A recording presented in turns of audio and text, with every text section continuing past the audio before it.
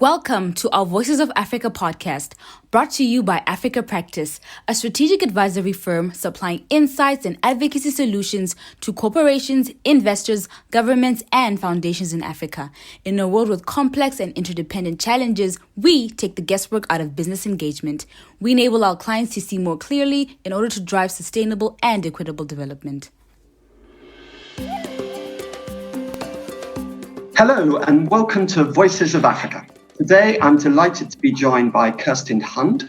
Kirsten is head of carbon neutrality at De Beers, the world's leading diamond company.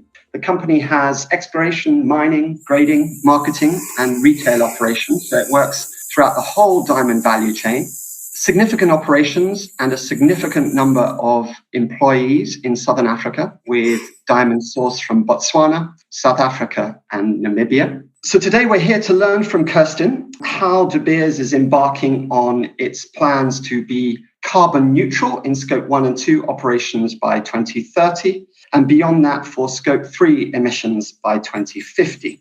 Kirsten, it's a particular delight for me to be able to speak to you today. We've known each other for close on 20 years. We first met when we were both living in South Africa.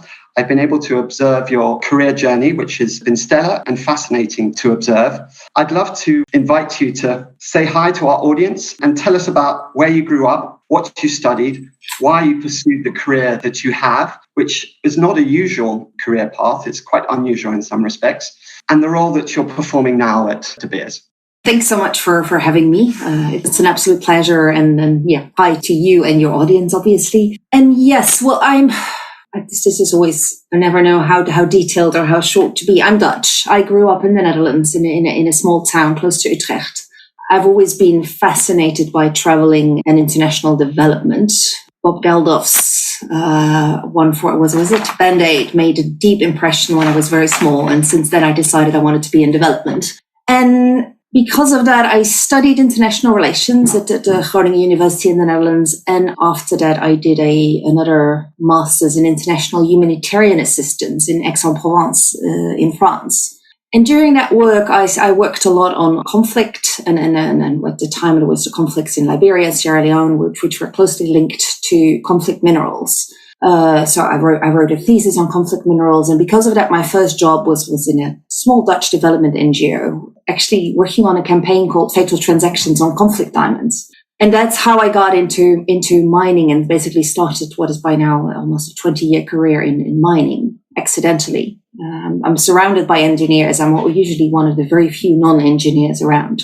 But that initial work was really about working with local NGOs, trying to strengthen their capacity, giving them a voice in discussions with governments, with companies, obviously, to make sure they were heard, and really focusing on, okay, these minerals are there. Nobody's against them being mined. We need them to a large extent, but how do we make sure that they are being extracted in a way that actually benefits development?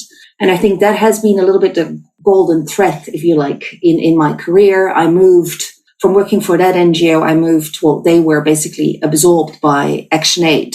So I worked for them based in Johannesburg. I then did consulting for a little while because I wanted to understand more the corporate side of it as well, and did a lot on social environmental impact assessments.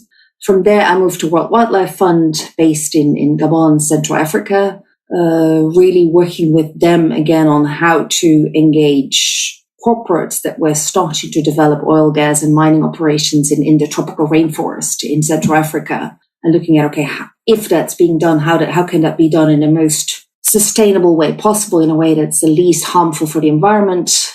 From there, I moved on to the World Bank based in Washington, D.C., and very much working with governments, building government capacity around social and environmental management of the mining sector. Working more and more on the climate side of things, we developed a strategy within the World Bank called Climate Smart Mining. At the time, really focusing on, okay, if we're going to transition to the amount of renewable energy that the world needs to keep global warming below 1.5 degrees, we're going to need a hell of a lot of minerals to build all the solar and wind and batteries and electric vehicles, etc., that are needed. So what does that mean for the countries where these minerals come from? And how can we make sure that these countries actually benefit from it, and that those minerals are also extracted in the most responsible and clean way possible? I've done that for 8 years, and then I moved on to my current job at De Beers as the head of carbon neutrality, which is basically leading the De Beers climate strategy and trying to get us to carbon neutrality by 2030. That's my career in a nutshell. Yes, well, there's the golden thread running through there, as you say, the imperative to ensure that mining is a positive force for development.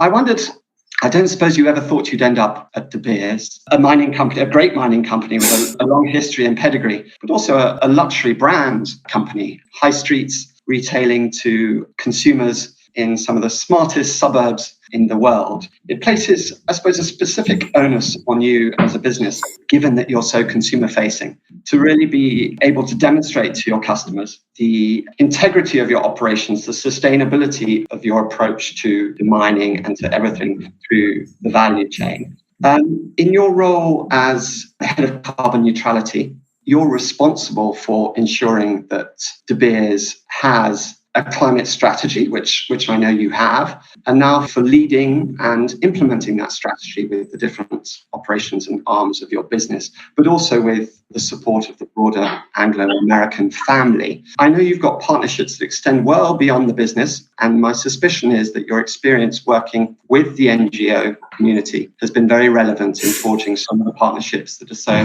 essential to delivering on your climate strategy, which I've read and seen has an emphasis on a just transition. It's not just about emissions reduction. It's very much about how you can make this transition in a way that socioeconomically uplifts the communities in which you operate and that are so dependent on your operations in Southern Africa in particular, but also around your broader environmental safeguarding, and specifically when that comes to water and to biodiversity. So tell us about these ambitious environmental and emissions goals that you've set up and how these are translating into operational changes within the De Beers business.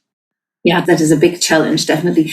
Yeah, and it is just to what you first said. I think that's what makes De Beers, the fact that it is a consumer-facing mining company, makes De Beers so interesting. I mean, yes, we're part of Anglo, but we are also indeed directly, selling diamond jewelry to consumers who have a very clear demand for these diamonds to be sustainable and responsible and have a low or zero carbon footprint. So much more than, say, a company that produces copper, that ends up in, people will not stop buying copper wires because the copper is not produced sustainably, right? But for diamonds, there's that very, very clear demand that we want to respond to because it's the right thing to do, but also because there's a very clear business imperative, which gives a great sense of urgency and therefore also a great sense of ownership within the company for the work, and within all the employees have a real passion to get this done, which helps a lot in internalizing the strategy. Also, I find the strategy is very much about telling the stories, right? It's really explaining what we're trying to do and not just about carbon numbers. My great frustration in talking about climate change and carbon strategies is so often that it gets reduced to just emission data. And that is such a small part of the story, especially if you try to operate where you and I both operate, right? In Africa, where we're trying to actually make a transformation happen. So our strategy to achieve carbon neutrality for Scope 1 and 2 by 2030 and a 25% reduction of Scope 3 by 2030 and then moving towards net zero by 2050 is around reduce, replace, remove, report. So reduce is really about efficiency. I think that's the sort of the low-hanging fruit, right? Turn off the lights, turn off the engines and operate everything you can as efficient as possible. Replace is replacing fossil-based electricity. Our power in Southern Africa all comes from coal-based power plants. So how do we replace that with renewables? Replace fossil fuels. That's the big challenge. Part of it is done through electrification, but part of it will have to be around finding alternative fuels. Anglo-American is doing great work with the hydrogen fuel trucks.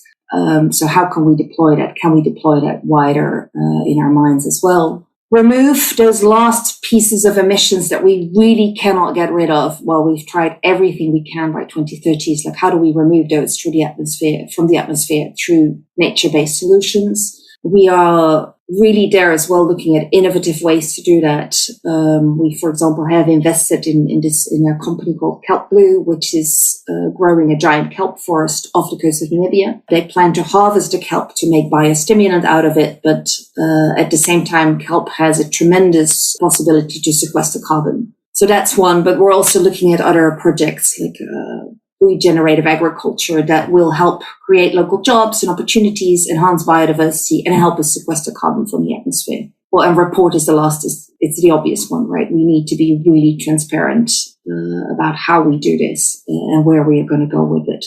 But none of that is fast, right? All of this is going to take time. It's not a linear process of, we're going to reduce our emissions 10% per year. It's not as easy as that. It's probably going to go up for a bit. And then by the time all the projects that we're starting to implement now will come online, there will be a steep decline. But those are stories that are sometimes hard to explain if you can just communicate through carbon numbers and data. As you say, probably not a linear journey and a lot of dependencies. In Southern Africa and specifically in South Africa, there's an energy crisis at the moment, as you're well aware. And there is an uphill battle to get in place the right policy and regulatory environment to enable independent power producers to produce power for their own operations and even beyond that, one hopes to distribute to the grid. South Africa and the term load shedding have become synonymous. And, well, I think there are no less than 6 ministers now responsible for sorting out Eskom, and a newly appointed electricity minister too, a number of regulators, and no clear direction for how the huge power shortages there are going to be resolved. Meanwhile, progress towards renewable energy solutions is painfully slow, and the policy and regulatory environment is just not conducive across the board. I think that's probably a similar position in quite a number of markets. I wonder if you could paint us a picture of how quickly you think you're going to be able to replace some of your coal-based power, which I think you said accounts for 50% of your emissions, with renewable energy sources. I'm very aware, sitting in Botswana as I am today, of the huge solar potential that we have in Botswana, Namibia, South Africa. You spoke about hydrogen too. I've read the Hydrogen Economy Master Plan or the Hydrogen Society Master Plan in South Africa. I know how instrumental your parent company, Anglo American, has been working with the Department of Science and Innovation and others to develop that master plan. It's an awesome master plan with huge socioeconomic potential for South Africa. Namibia is advancing quite well with its plans as well in hydrogen. So there's lots to be excited about, but the pace of implementation is awfully slow. And you've made a commitment to get to net zero in scope 1 and 2 by 2030. That's very near term. It's only less than 7 years away. Tell us about your confidence in being able to get, whether it's solar or wind or other sources of renewable energy, into your operations within that time frame. Well, I think honestly, the 7 year, not just for this reason, but 7 years is what's keeping me awake at night, because it is awfully fast. At the same time, I think, yes, we are confident because we have the plans in place. For renewable electricity, we are, as you know, we are part of Anglo American, and we're working very closely with Anglo on this. Anglo has started a partnership with EDF Renewables called Envusa, through which they are developing, and we are developing with them, a regional renewable energy ecosystem. So with them, we are developing a 34 megawatt wind plant in Namibia next to our NAMDEP operations. And we are also working with them to getting basically 85% renewable electricity through wheeled projects from the Northern and Eastern Cape, wind and solar, to our Venetia mine in South Africa. So for South Africa and Namibia, we're working very closely with them. They are working very closely with the South African government on developing these projects. And we are working, our NAMDEP colleagues are engaging very closely with the Namibian government. So I'm fairly confident that will go ahead and will succeed. We're also looking at an on-site solar plant with Envusa again for Venetia. And the studies and the site assessments are currently going on for that. For Botswana, and as you know, we are in a joint venture with the government of Botswana for Botswana operations. And Botswana is planning a significant amount of renewable mostly solar. They're looking at wind as well. There's also quite some wind potential in Botswana, interestingly enough, but your solar opportunities are great, of course. So we're working very closely with them, doing the needed assessments. We're in constant dialogue with BBC and with the government, etc., to really look at, okay, how can we join forces and collaborate? Because making sure that diamonds are a carbon neutral or clean product that consumers want is really a shared interest between ourselves and the governments where these products come from. So I am confident. Do we need to go faster? Yes, we do. But I think the whole world needs to go faster to address climate change, much, much faster. So if I could accelerate, I would. But I think we're going as fast as we can. Well, thanks for that, Kirsten. I'm not going to touch on the negotiation over the renewal of the license for De Beers in Botswana, because I know that that's a matter for the negotiators behind closed doors, but our fingers are crossed that those negotiations will be concluded before too long. It's such an amazing story, the joint venture between De Beers and Botswana. And living in the country as I do, there's so much to point to, tangible development outcomes that joint venture has materialized. I visited your mine in Zhoneng, and you were referring earlier to storytelling and telling the stories. It's more than the data in the way that you reflected. And there, for anyone who's not had privilege that I've had to have a tour of that mine, it's a story of love. They tell a story of love from the moment you walk through the gate to when you leave. And it is a spotless clinical operation, far removed from the sort of mines that I've had the opportunity to visit in other parts of the world, albeit in other commodities. So if you ever get the opportunity, I thoroughly recommend that. And the magnitude of the operations, you referred to the work that you're doing on those hydrogen trucks, or rather that Anglo American has been leading on those hydrogen trucks, and your ambition to have hydrogen haulage trucks to replace diesel trucks in due course in Botswana and elsewhere. The size of these monsters is really only really appreciated when you get up close to them. I had my whole management team actually come with me on that tour, and I couldn't get them out of the cabin of the truck. They were so seduced by that. I didn't know we had so many petrol heads in the company. Anyway, I want to talk to you in a little bit about nature-based solutions. I'd love to get some perspective also on how you're approaching digitalization with a view to creating efficiencies within your operations, all with a view to reducing the energy, to getting to closer energy efficiency. But before we do that, I wonder if I could ask you to touch on the point we spoke about a little earlier, the imperative of a just transition in the three markets specifically where you source in Southern Africa. So the goals of the different stakeholders for De Beers in Southern Africa vary significantly, whether you're a government regulator or a resident in a local community. Different imperatives, different considerations, and different asks. But a common factor across all African markets is the imperative for jobs. We have an unemployment crisis on the continent. And I wonder if you could give us some examples, if you're able to, of how you're approaching addressing climate change and finding renewable energy solutions and some of the other solutions, with a view also to creating employment opportunities in the manufacture, perhaps, of local solutions to the problems that you're seeking to address. That was a poorly worded question, but I hope you get the direction that I'm inviting you to take with us there. No, definitely, I do. And it's the $1 million question, right? I think, as De Beers, we have a sustainability framework called Building Forever, and carbon neutrality is very much part of that. And I think that is the essential part also from the just transition debate. It's that the way you address climate change can never be seen separate from your other social and environmental goals and policies as a country and as a company. And that's why I really think that De Beers' integrated approach makes a lot of sense. It's really, we have different pillars, but they're all very much connected. So we work very closely with our colleagues working on what's called partnerships for thriving communities to really look at, how can we indeed create the jobs and skills that are needed? Because for me, the just transition is not about how do we keep people employed in coal, right? It's really about what new opportunities does this new green economic future offer us and offer society. And that goes beyond producing solar panels, right? That is really about entrepreneurship. It's about circularity. It's about batteries. It's about solar panels, but it's also about what kind of jobs can we actually create.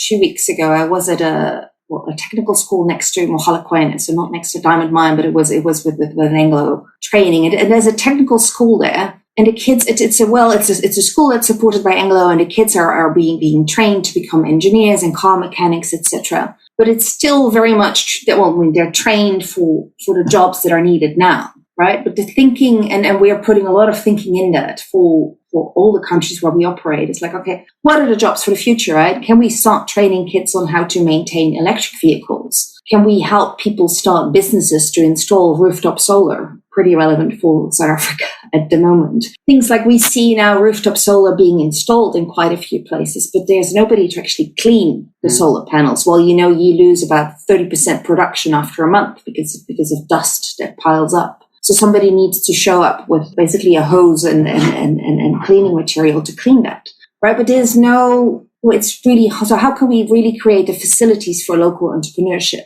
on a completely different level? Again, Kelp Blue in Namibia, they're training, how do you say that? People to do oceanographers. That's a hard word. I'm not going to try.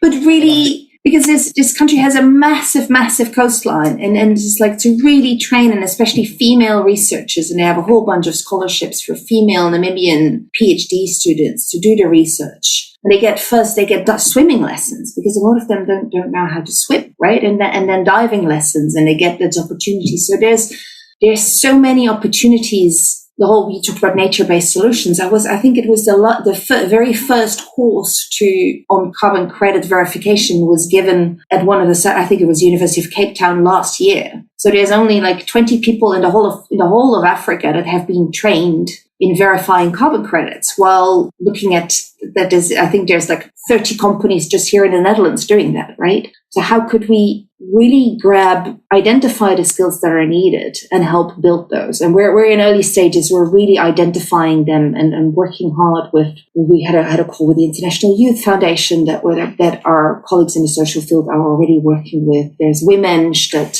the BS has a strong partnership with, training female entrepreneurship to really connect those initiatives to what a green, clean future needs. But it's not easy. As you're speaking there and you're talking about people in your communities, I'm reminded of your career trajectory and the amount of time you spent working with civil society organizations to further socioeconomic development, economic upliftment in communities. And I can see why De Beers wanted you in this role, and the imperative that the company, through you, with you, is bringing to working with the communities and society at large around your operations. And I'm pleased that we've spoken about the human imperative in climate change debate and the transition, because it's often neglected in the big halls and fora at a global and international level. And it's where the rubber hits the road in developing countries, and in particularly in African countries. So it's great to hear that De Beers is thinking in this way and approaching the energy transition in this way. I said that I'd like to invite you to talk about nature-based solutions. You've referred to the Kelp project that you're funding or an equity shareholder in, I'm not quite sure, in Namibia. You've referred also just briefly there to the carbon markets and to voluntary carbon markets. To what extent are you actually involved in trying to ensure that countries in which you operate have the appropriate legislative and regulatory environment for you and other operators to be able to benefit from the carbon markets through some of the projects that you're advancing? We're not, because that is really the responsibility of the country, but we're obviously trying to monitor it very closely to understand it. And I think with the carbon market, the challenge is that so much is still up in the air, right? There's limited regulations. And I'm worried, I've sort of having attended a few events where people trading in carbon credits, etc., came together. I'm sometimes concerned that there's a limited regulatory framework, in particular in Africa, because I think that's a real risk. I think we are really clear, from our side, that carbon offsets, one, they have to be last resort. Two, we only want to be involved in projects that are in our host country. So we're not going to buy carbon credits off the voluntary carbon market on the other side of the world, because we want to be able to see and monitor ourselves what's going on. We also want to make sure that they benefit the countries and the communities where we operate. We want them to be nature-based. I mean, there's great work and great research going into all kind of carbon removal technology, but we've said it, especially in the areas where we operate, it makes a lot more sense to really look at nature-based solutions that do create jobs, but it also have a positive impact on the environment.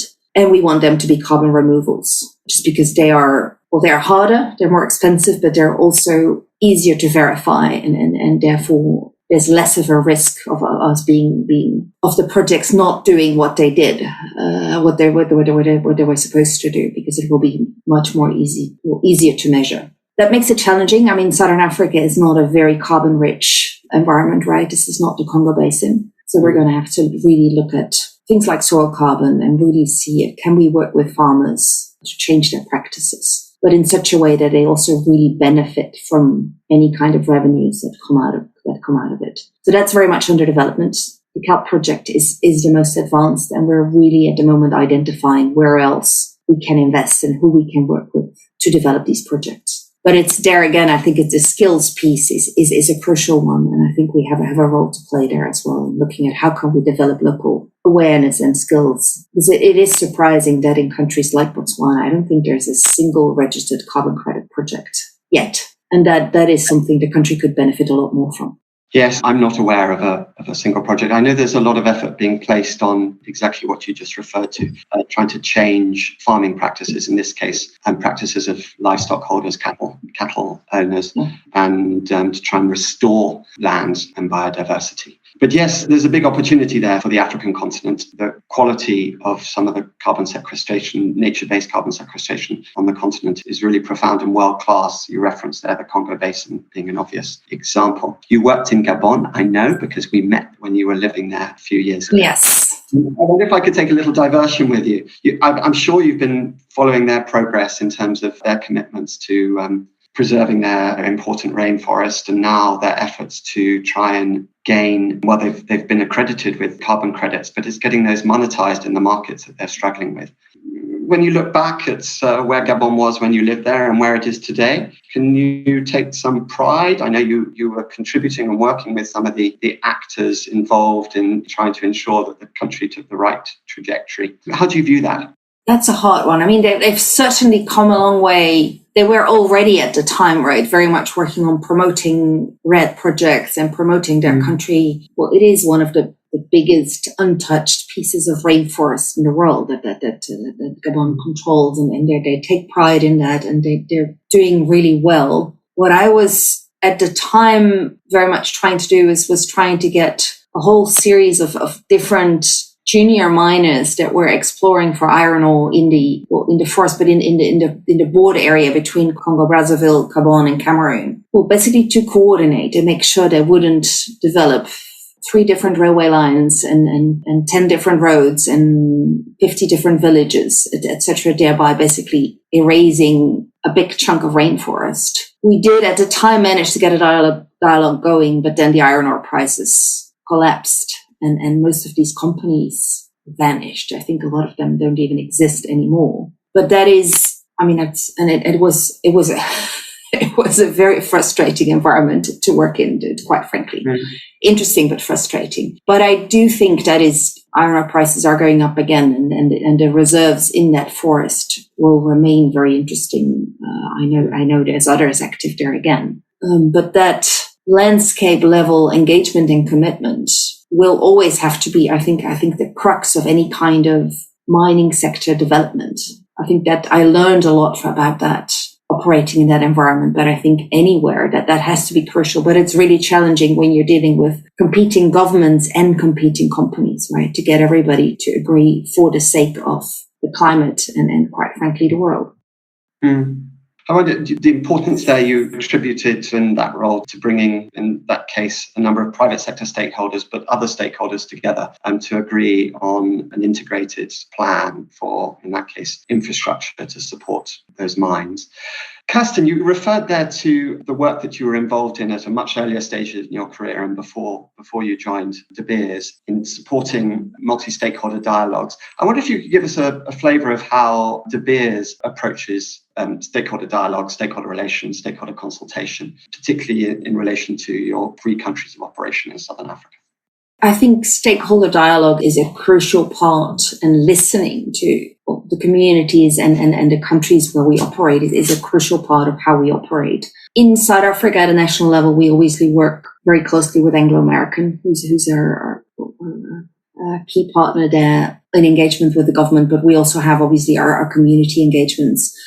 For Botswana and Namibia, we operate in joint ventures with the government. So there, anything we do is always in very close coordination with our government partners. But I think, stakeholder dialogue and making sure that whatever we do, we listen to the people involved and concerned is crucial part of how we operate. And I can only speak for the climate part, but that's definitely what we do. You can't, as a responsible business, you can't operate otherwise, because you use your social license, but in general, your ability to operate effectively. Great. I don't know if we've got a moment to talk about some technology and digitalization. I mentioned the hydrogen truck, a really impressive feat of engineering that was developed in a very short window, I think, during COVID. But can you give us some other examples of how you're applying novel technologies to your operations, specifically in a way that is helping to address some of those carbon emission reduction targets that you've set out? I can, to an extent, say that I'm not an engineer, but I think, in this area of work, you constantly have to apply new technologies, right? Because it's changing by the day. I think for solar and wind, we have figured it out. The world has figured it out. We know how to do it. But in the whole alternative fuels discussion is definitely a piece where innovation needs to happen on a daily basis. There's the hydrogen trucks, but also electrification. I think one of the things is that for example, our Venetia mine in South Africa is now going underground, which means we're going to be electrifying a large part of the operations, which is a technological feat in itself, but also means that by 2026, our carbon will be around 85% carbon neutral, because we have renewable electricity and the mine will be massively electrified. And just closing an open pit and going underground is in 21% energy efficiency, for example. There's a lot of work going on truck and shovel fleet efficiency. It's really about how do you operate, what routes do you drive, when do you turn the engine on and off. And there's a lot of digitization going into that as well. So there's a lot of work there. We're doing a lot of work, and I'm again giving Venetia on ventilation on demand, which is going to improve efficiency. So there's lots of work happening in that space. It's really about how do we do more with smaller equipment, right? That needs fewer and less energy, I should say. So, but it is a matter of constant rethinking and constant improvement, which is a challenge. The mining industry, I don't think, is naturally super innovative, right? It has, we've been crushing rocks for thousands of years. And yes, the trucks have gotten bigger, but other than that, technology hasn't changed fundamentally, but it is changing now, and it is changing quite rapidly. Also, we are working quite closely with the OEMs, the ones that deliver the trucks, etc., because they also, I think, up to, not that long ago, was like, okay, we've made diesel engines 10% more efficient. That's great, right? But now I think they're starting to realize that's not enough. That is, we will not get there by just getting more efficient. We need alternative fuels, we need battery-operated vehicles, and we need them yesterday. Oh, well, thank you for sharing some insights there on that. I traditionally conclude our sessions with an invitation to our guests to tell us what they are reading, or indeed what they are listening to or enjoy listening to from the podcast world. So I wonder if I could invite you to share with us some insights into what you're reading at the moment, and any podcast channels that you might recommend, or podcast shows that you might recommend to our audience. Yes. Well, what I'm reading I'm reading a book called The Unlikely Mr. Rogue, Live with Ivan Pillay, which is a a book written by a Dutch journalist who was, I told you my first job was for a small Dutch NGO, which was actually the former Dutch anti-apartheid movement, which continued supporting South Africa and the former frontline states in their democratization process. And she was closely involved. So she lived in South Africa when we lived in South Africa. So I knew, and her husband, Ivan Pillay, was very important in the underground ANC based in Zambia at the time, and then got a pretty high position in SARS, the South African Revenue Services. But under Zuma was then accused of leading a rogue unit and being corrupted, etc. Exactly. So she's married to him. So she writes, it's a fascinating story of basically the ANC underground struggle, and then throughout the process of the ANC coming to power, democratization, and it's a pretty sad. It's fascinating, but also quite a sad story of hope and then disillusion to an extent, and anger. So it's I haven't completely finished it yet. So I'm sort of dreading, because I know the end is it's getting worse towards the end. But it's a fascinating and interesting story, and for me it's interesting because there's quite a few people that I know or that I've come across in my work that actually show up in the book. Great. So that's I've not heard of the book, but I'll look it up. You should, yeah. Podcasts, I'm trying to. I mean, Bloomberg has a good one just to keep up on climate. I forgot what it's called. But it's their climate podcast, which I like. I'm trying to keep up, and otherwise I tend to every once in a while binge on really terrible true crime stuff as well, just to turn my head off. That was an interest for yours. I listened to an interesting one on the Unabomber the other day, but it's... I had no idea. Well, Kirsten, thank you so much for being with us today. It's been lovely to see you and to speak with you. And I want to thank you for sharing with our audience the energy transition journey that you're leading at De Beers, and for giving us some insights into all of the constituent elements of that. We wish you fortune and a lot of strength and energy as you look to make this transition over the next 7 years, a very short timeline given the scale of your operations and the quantum of emissions that need to be abated there. And it just leaves me to thank you very much, Kirsten. Thanks so much for having me.